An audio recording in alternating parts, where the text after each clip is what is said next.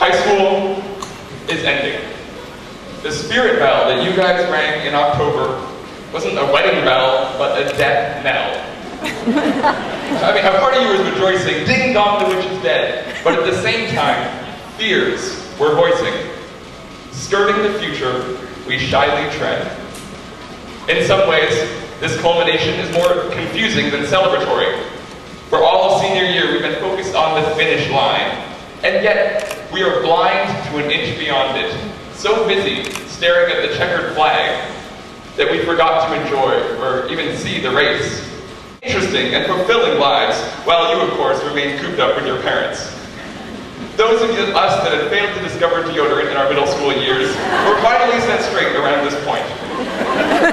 Speaking personally, no distinct memory from sophomore year exists, except for Othello's fierce exclamation of, "Down, strumpet!" That's something they don't tell you. Lasting memories aren't just touching moments, they're also dirty jokes. Junior year, of course, opened a new can of worms entirely. The SAT. But they seated me by a cute shoulder roll once, and I'm certain I missed at least a few questions because of it. Why she took the SAT in makeup, I'm still not sure, but it didn't hurt her score, at least. In addition, A-Push students got to learn perfect stretching form. That's my obligatory Mr. Nolan joke. And for those of you that got to travel to Ireland, congratulations. If Ireland was nothing more than a bus ride, you have truly experienced the entire country.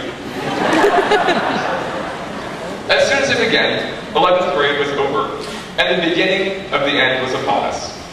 Old people, those people, always tell us to enjoy it, and it will feel so quick. Horribly, they're right. There weren't enough days to do it right, to live without any regrets and be satisfied. Maybe you got lucky, maybe you got what you wanted, and you're sitting right next to him or her. Maybe you didn't get what you wanted, and you're wondering what life would have been like if the cards had played out differently. I once listened to a motivational speaker give a speech about how to turn your life around. He pulled two chairs next to him, one over here and one over here. One symbolized what you wanted your life to be, and the other one was what your life was. He kept making little baby steps towards what you wanted your life to be. It's as if your life was some kind of success number line. But all the while, I was sitting there thinking, there's no difference between the two chairs. There's no difference but your own perspective. As you look back and peek forwards in time, remember that it often works out that the things that you thought you wanted turned out to be exactly the same as the things you thought you didn't want. Comedy is simply a tragedy plus distance.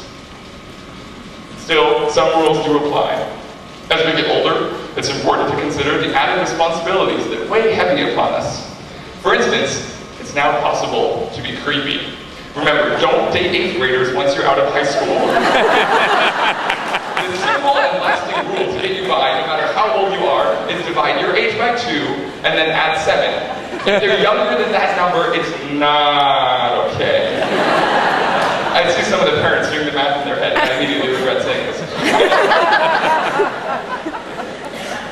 But remember, Shorecrest isn't special to the world. Its halls are not sacred, nor is its faculty unchanging. It is not magical, nor enchanted, nor even blessed with peeves. But I want you to know, the memories I take with me, that we take with us, make this school more magical than Hogwarts. Wizard photographs are a lot like your memory. They encapsulate that person and that place, moving yet frozen forever. For me, Shorecrest will always, but be excited at the friends and the memories that you get to keep. Whether you liked it or not, we are all products of Shorecrest. Thank you.